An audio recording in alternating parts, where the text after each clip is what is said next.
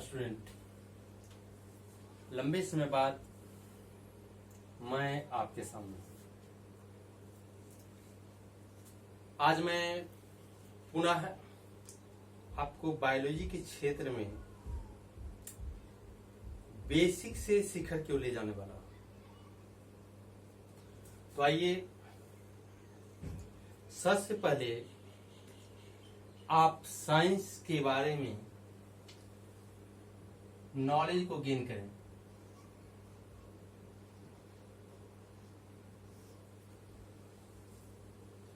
Science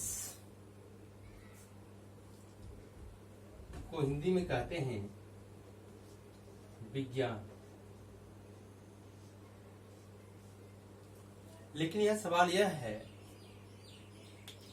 ये जो science word है इसकी उत्पत्ति किससे हुई है? इसकी उत्पत्ति हुई है लैटिन वर्ड से।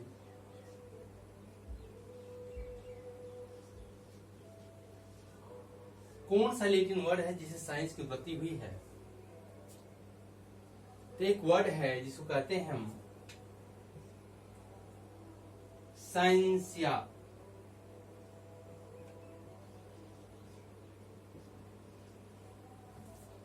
साइंसिया मीन्स होता क्या है? नॉलेज।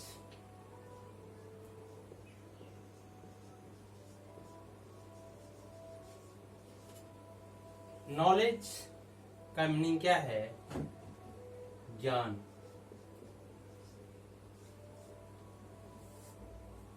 कुछ और लैटिन वर्ड है जैसे शायर, SCIRE, शायर। शायर मीन्स होता क्या है? To know.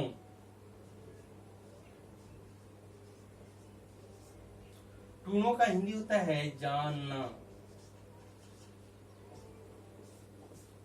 तो मुझे लगता है कि अब आप साइंस को डिफाइन कर सकते हैं। तो कैसे साइंस को आप परिभाषित कीजिएगा?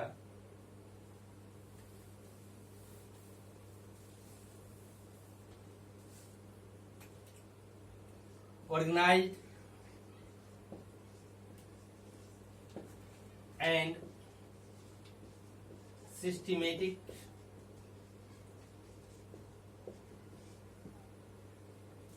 स्टडी ऑफ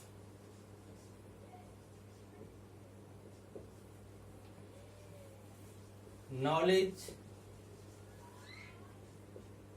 is called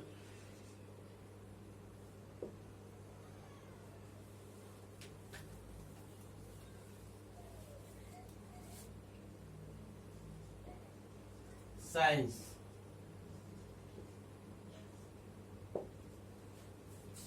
इसी को अगर आप हिंदी में बताना चाहते हैं, जानना चाहते हैं तो जानिए, ज्ञान के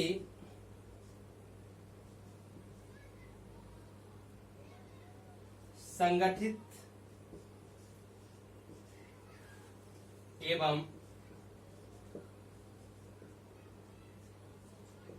क्रमबद्ध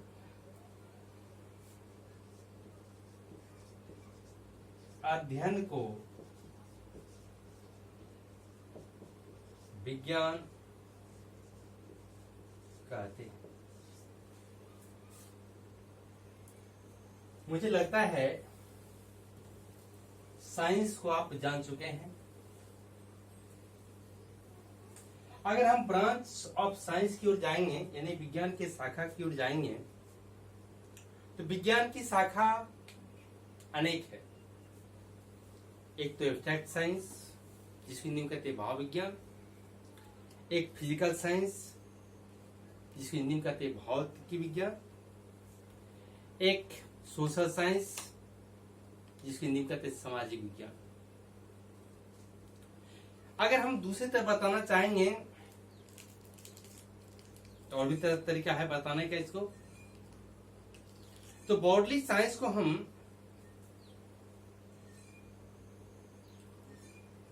दो ब्रांच में बांटेंगे। एक नेचुरल साइंस जिसको हिंदी में कहते हैं प्राकृतिक विज्ञान, दूसरा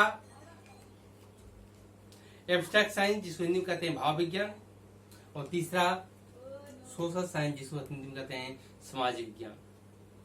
यहां हम साइंस को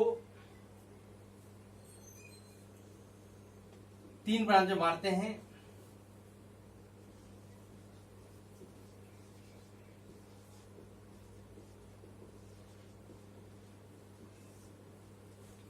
पहला नेचुरल साइंस जिसको हिंदी में कहते हैं प्राकृतिक विज्ञान। दूसरा एब्स्ट्रैक्ट साइंस जिसको हिंदी में कहते हैं भाव विज्ञान। तीसरा सोशल साइंस जिसको कहते हैं सामाजिक विज्ञान।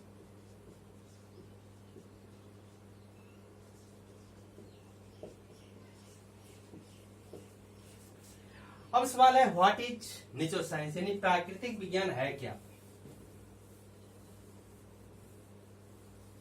तो जो प्राकृतिक विज्ञान की हम बात अब से करने जा रहे हैं उसको डिफाइन आप भी कर सकते हैं। अब आप कैसे डिफाइन कीजिएगा, तो सिंपली आप कहिए कि विज्ञान का वह शाखा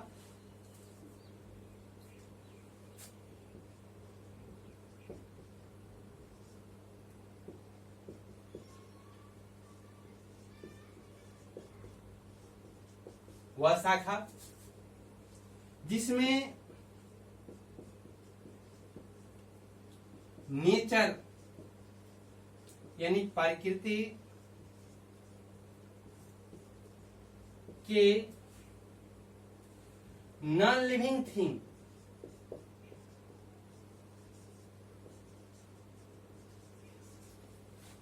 जिसे हिंदी में कहते हैं निर्जीव,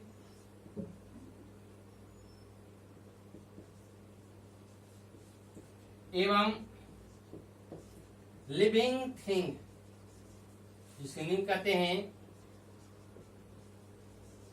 सजीव का अध्ययन करते हैं।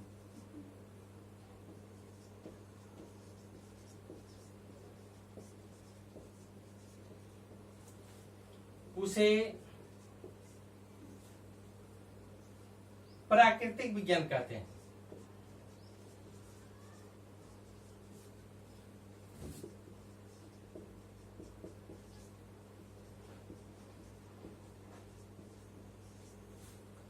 अब ये जो प्राकृतिक विज्ञान है इसके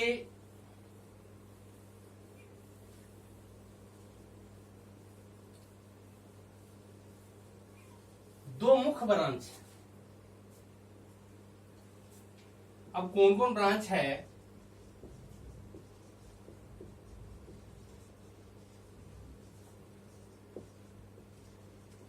अब कौन कौन ब्रांच है देखिए। एक ब्रांच है जिसको कहते हैं आप फिजिकल साइंस। दूसरा ब्रांच है जिसको आप कहते हैं बायोलॉजी। फिजिकल साइंस जिसको भौतिक विज्ञान कहते हैं, इसमें अध्ययन क्या करते हैं, study of non living thing.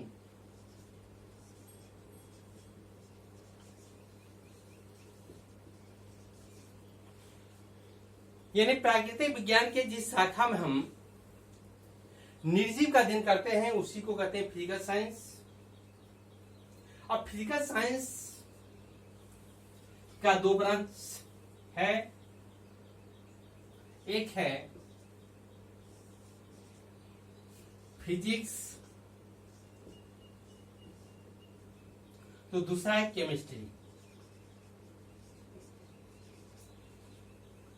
Physics में हम क्या स्टडी करते हैं? फिजिकल फैक्टर ऑफ नेचर, प्रकृति के भौतिक घटक को। अब प्रकृति के भौतिक घटक की बात कीजिएगा, क्या बात कीजिएगा? जैसे टेम्परेचर, तापमान, ह्यूमिडिटी, आर्द्रता, rainfall, wind velocity, electric current, turbidity, गरलापन, ट्रांसपेरेंसी, पारदर्शिता इत्यादि। आप सोलर एनर्जी को भी फिजिकल फैक्टर में अपना सकते हैं। अगर आप केमिकल साइंस की ओर जाइएगा तो क्या होगा? इसमें आप केमिकल फैक्टर का अध्ययन करते हैं। अब केमिकल फैक्टर का अध्ययन करते हैं तो केमिकल फैक्टर दो प्रकार होते हैं, आप जानते हैं। एक आपको ऑर्गेनिक है, तो दूसरा क्या है? इनऑर्गेनिक है। कार्बनिक और अकार्बनिक। अब देखिए, अगर आप कार्बनिक और अकार्बनिक की बात की आपसे हम, तो कार्बनिक और अकार्बनिक है, तो कार्बनिक और अकार्बनिक के बगैर लाइफ की कल्पना आप नहीं कर सकते। मैं तो ये कहता हूं, ये तो सिंपल बात है, मैं तो ये कहता हूं, no non living thing, no living thing. अगर नॉन लिविंग थिंग नहीं है तो लिविंग थिंग भी नहीं है।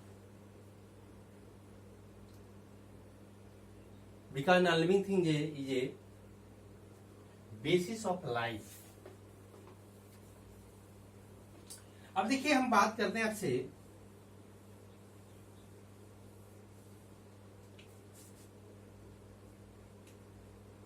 कुछ नॉन लिविंग थिंग का, जिसके बगैर हम लाइफ की कल्पना नहीं कर सकते हैं। जिससे देखिए, हम बात करते हैं आपसे एयर, वायु। अब वायु जो है ये सोर्स ऑफ ऑक्सीजन भी है, सोर्स ऑफ CO2 भी है, सोर्स ऑफ नाइट्रोजन भी है।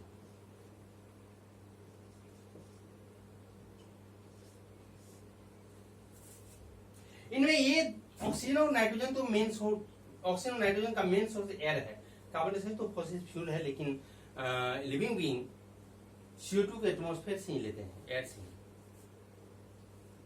लिविंग थिंग में कौन? प्लांट, ऑटोट्रॉफ्स यानी सोपोसी। अगर ऑक्सीजन की बात करते हैं और नाइट्रोजन की बात करते हैं आप, तो no oxygen no life, no nitrogen no life, no CO2 no life. अब देखिए ना, प्लांट कंज्यूम क्या? प्लांट कंज्यूम करता है किसको? CO2 को एटमॉस्फेयर से। In the presence of sunlight inside the chloroplast, chloroplast के अंदर क्या होता है? CO2 जो है ना, जो प्लांट सॉइल से H2O लिया है, वो CO2 H2O से रिएक्ट करता है। प्रेजेंस ऑफ लाइट, फोटोसिंथेसिस पर क्या होती है?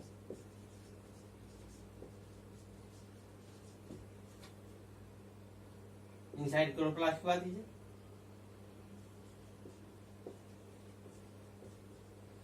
क्लोरोप्लास्ट हरितलवक के अंदर क्या बनता है? C6H12O6 plus. तो देखिए क्या है, केमिकल एनर्जी का सिंथेसिस होता है। तो नो CO2, अगर कार्बन डाइऑक्साइड नहीं होगा तो क्या होगा? आपको केमिकल रासायनिक ऊर्जा का संश्लेषण नहीं होगा। अगर रासायनिक ऊर्जा की संश्लेषण नहीं होगी तो ऑटोट्रोफ से हेटेरोट्रोफ यानी परपोषी की रासायनिक ऊर्जा को रिसीव कैसे करेगा? अगर ऑक्सीजन की बात करते हैं तो नो ऑक्सीजन नो लाइफ। कैसे? ये जो कार्बनिक अणु का संश्लेषण हुआ है, C6H12 है, O6 है, इसका ऑक्सीडेशन होगा, O2 ऑक्सीडाइज करेगा तो बन देगा, क्या बनेगा? ये बनेगा CO2 plus H2 plus Cl। जो परपोषी है, अगर प्रोड्यूसर से यानी उत्पादक से रासायनिक ऊर्जा को ग्रहण करता है तो डाइजेशन के पश्चात इनसाइड द सेल यानी कोशिका के अंदर उस कार्बनिक अणु का ऑक्सीडेशन होता है, ऑक्सीकरण। तो ऑक्सीकरण के लिए ऑक्सीजन की आवश्यक है और ऑक्सीडेशन होता है, तब हमको एडेनोसिन ट्राइफॉस्फेट यानी ऊर्जा मिलती है। उसी प्रकार नाइट्रोजन है, नो नाइट्रोजन नो लाइफ। अगर नाइट्रोजन नहीं तो जीवन नहीं, आप बोल सकते हैं कैसे सर? मैं बताऊंगा आपको। आप डीएनए को जानते हैं, यानी आप अपने अनुवांशिक पदार्थ को जानते हैं। आपका अनुवांशिक पदार्थ क्या है? तो डीएनए है। डीएनए का एक इकाई क्या होता है? तो दो तरह से इकाई बांटते, एक तो रचनात्मक इकाई की बात करते हैं, एक क्रियात्मक इकाई की बात करते हैं। अगर क्रियात्मक इकाई की ओर जाइएगा तो क्या मिलेगा आपको? जीन। अगर रचनात्मक इकाई की ओर जाइएगा तो क्या मिलेगा आपको? न्यूक्लियोटाइड। अब न्यूक्लियोटाइड है, देखिए न्यूक्लियोटाइड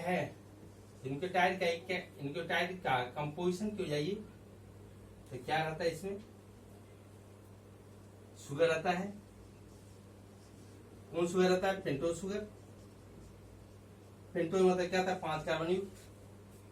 और क्या होता है? Nitrogen base. और क्या होता है? पेंटोज शुगर है, नाइट्रोजन बेस, और क्या है? Phosphoric acid H3PO।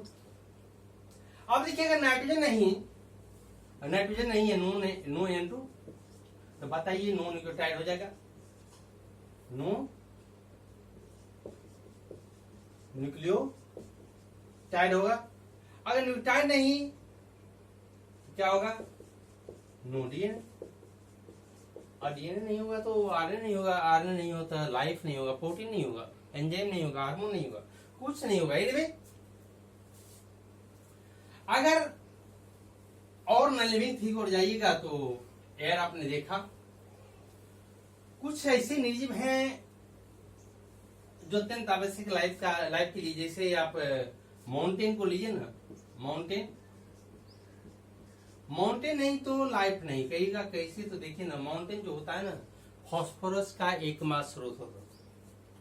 अगर माउंटेन नहीं है तो फास्फोरस नहीं है, तो देखिए ना, ये जो फास्फोरिक एसिड डीएनए में पाया जाता है ना, अगर पहाड़ नहीं रहेगा ना, ये फास्फोरस नहीं रहेगा तो फास्फोरिक एसिड नहीं होगा।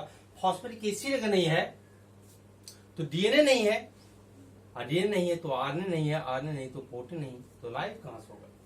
आप जानते हैं protein is building block of body. Protein आपके शरीर का निर्माण करता है। एनीवे, अब आपसे अगर कहिएगा सर तो माउंटेन्स हम नाइट्रोजन को, फास्फोरस को लेते कैसे हैं? तो कुछ नहीं करते हैं, करते क्या है? तब जब हेवी रेन होती है ना, भारी वर्षा, तो माउंटेन का विदरिंग होता है, टूटता है, तब फास्फोरस रिलीज करता है। कहाँ जाता है? रिवर में जाता है। रिवर के पानी कहाँ आते हैं? लैंड पर आते हैं, एग्रीकल्चर लैंड पर। प्लांट एब्जॉर्ब करता है, प्रोड्यूसर से उसके बाद क्या करते हैं हम, जो परपोषी हैं वो रिसीव करते हैं फास्फोरस को। इसी प्रकार देखिए H2O, नो लाइफ। देखिए ना, H2O जल ही जीवन है। आप जानते हैं आपके शरीर का 70 से 80% क्या है? H2O है। आप देखिए 70 से 80% पार्ट H2O है, तो जल नहीं तो जीवन नहीं। जल का स्रोत क्या है? एक जल निर्जीव है तो जल का स्रोत है ग्लेशियर। अब ग्लेशियर की ओर जाइएगा, जिसको हिमखंड कहते हैं हिंदी में। अरे ग्लेशियर नहीं तो जल का, वैसे आप तो जो जल का स्रोत है उसको भी नहीं होगा सर। आप क्या किए? लगातार पोल्यूशन, इतनी परसेंटेज कार्बन डाइऑक्साइड का बढ़ा कि ग्लेशियर पिघलता चला गया। तो आप जब तक कार्बन डाइऑक्साइड की मात्रा को, चाहे कार्बन डाइऑक्साइड है या कार्बन मोनोऑक्साइड है, उसकी मात्रा को एटमॉस्फेयर में यानी एयर में उसके परसेंटेज को मिनिमाइज नहीं कीजिएगा तो इसी तरह ग्लेशियर पिघलता रह जाएगा। एक समय ऐसा आएगा कि जल का जो सोर्स है वही खत्म हो जाएगा।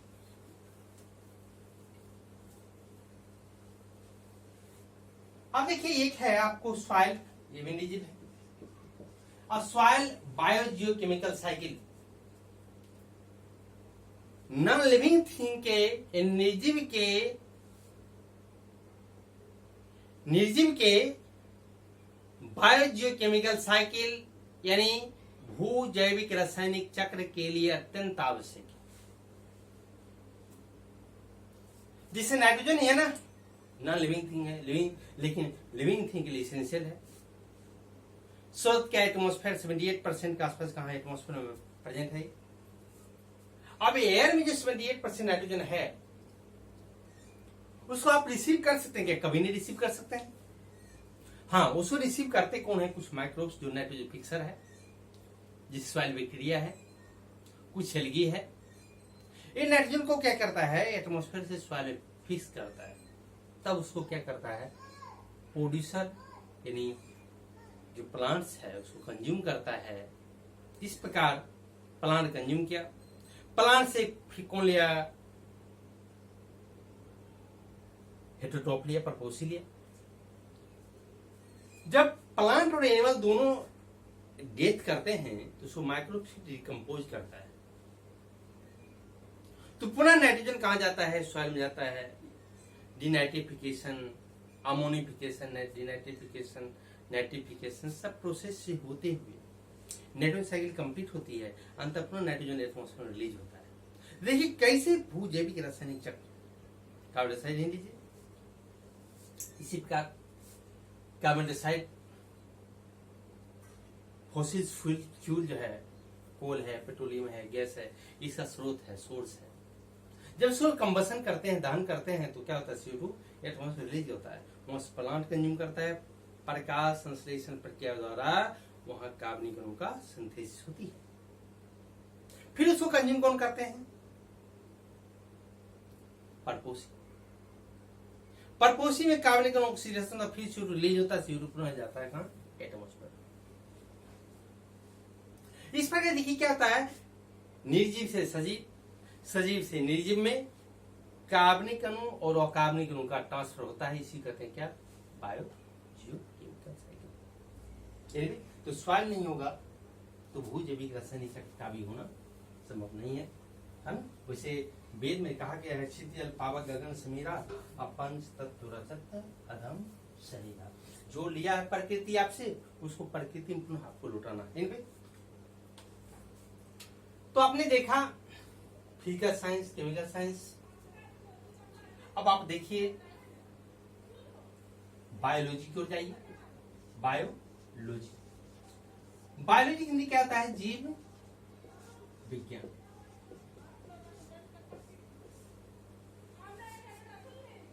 ये जीव विज्ञान की उत्पत्ति किससे हुई है? ये हुई है ग्रीक वर्ड से। ग्रीक वर्ड क्या है?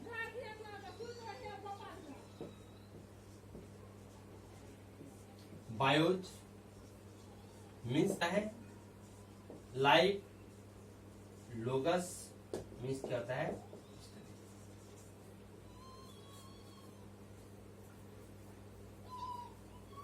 यानी जीवन का अध्ययन को ही हम बायोलॉजी कहते हैं।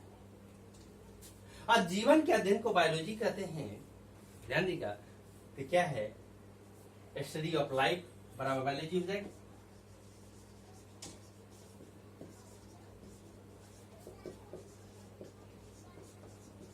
स्टडी ऑफ लाइफ बराबर बायो। अब देखिए आप आगे इसी को साइंटिफिकली डिफाइन करना चाहते हैं तो कुछ है कीजिए, थोड़ा सा इसको कंपैक्ट कर दीजिए। हाँ? क्या बायोलॉजी का दूसरा नाम है?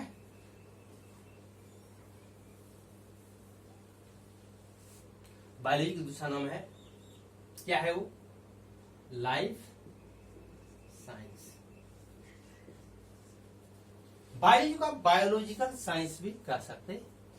आखिर बायोलॉजी टर्म को दिया कौन था? बायोलॉजी टर्म को दिया कौन था? अब बायोलॉजी के फादर कौन है? तो फादर ऑफ बायोलॉजी जो है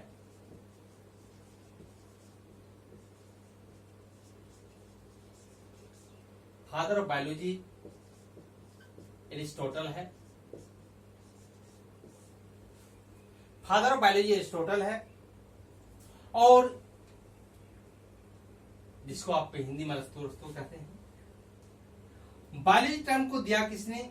तो बायोलॉजी टर्म को दिया the term biology coined bye The term biology is coined by Lamarck and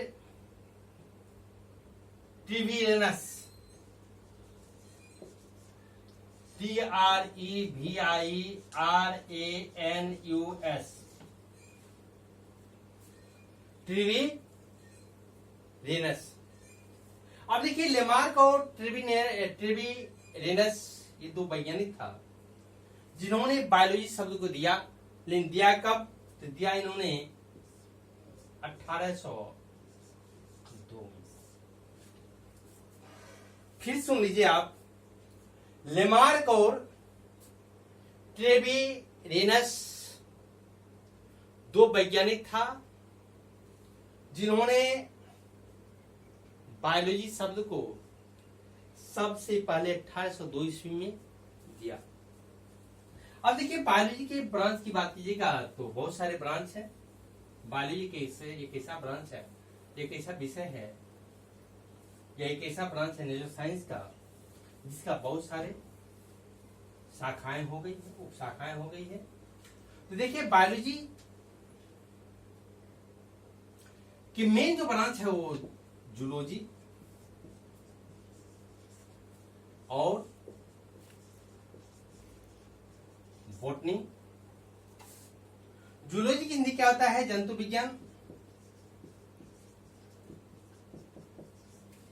और बॉटनी का वनस्पति विज्ञान। अब जंतु विज्ञान जो जूलॉजी है ये आया ग्रीक वर्ड से, जो मतलब क्या होता है आप जानते हैं, एनिमल होता है। और लोगस मीन्स आप जान चुके हैं स्टडी होता है, यानी study of animal is called zoology. ये भी कहते हैं organised and systematic study of animal is called zoology, यानी जंतु के जो क्रमबद्ध अध्ययन करते हैं जिस बायोलॉजी की जिस शाखा में, उसी को कहते हैं हम जंतु विज्ञान। और बोटनी, बोटनी जो शब्द आया है वो आया बोटेन से। और बोटेन मतलब होता है क्या? हर्ब होता है। Herb is a plant. Herb क्या है? शाकीय पौधे हैं। अब शाकीय पौधे हैं तो क्या होगा?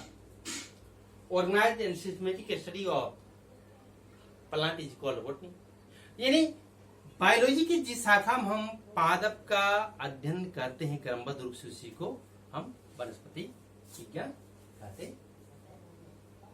अब देखिए फादर ऑफ जूलॉजी कौन है? फादर ऑफ जूलॉजी कौन है?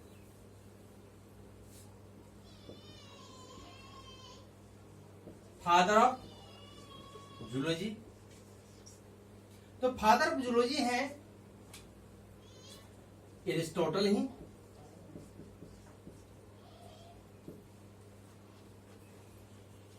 और फादर ऑफ बॉटनी की बात कीजिएगा तो अरस्तु के ही कहते हैं स्टूडेंट हैं जिनका नाम था Theophrastus. Father of botany Theophrastus, Theophrastus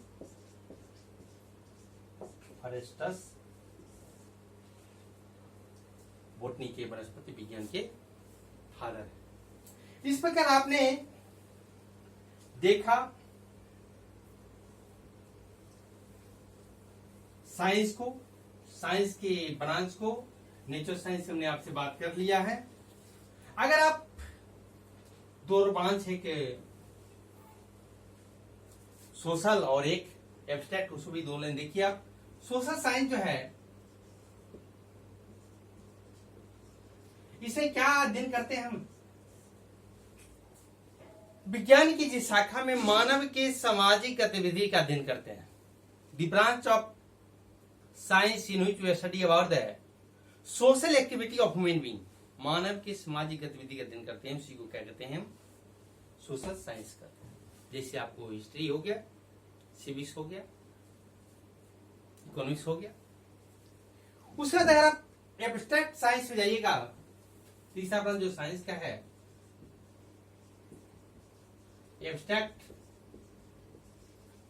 science, इसे झांकिएगा क्या झांकिएगा आपको, देखिए आप नाउन पढ़े हैं अगर आप, तो नाउन में नाउन होता है एब्स्ट्रैक्ट नाउन, भाववाचक संज्ञा।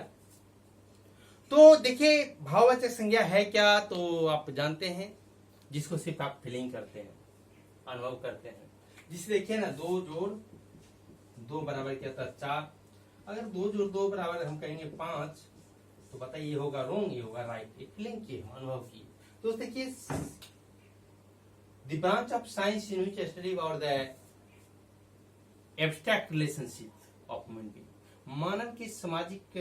मानव के भाव सूचक संबंध का अध्ययन करते हैं अगर, तो उसी को करते हैं भाव विज्ञान करते हैं। तो देखिए आपको एग्जांपल दिए, 2 जो 2 बराबर 4 होता है, 2 जो 2 बराबर 5, 5 क्या ये रोंग है, ये क्या राइट है, फीलिंग किया। तो भाववाचक संज्ञा में क्या होगा, एग्जांपल दीजिएगा, मैं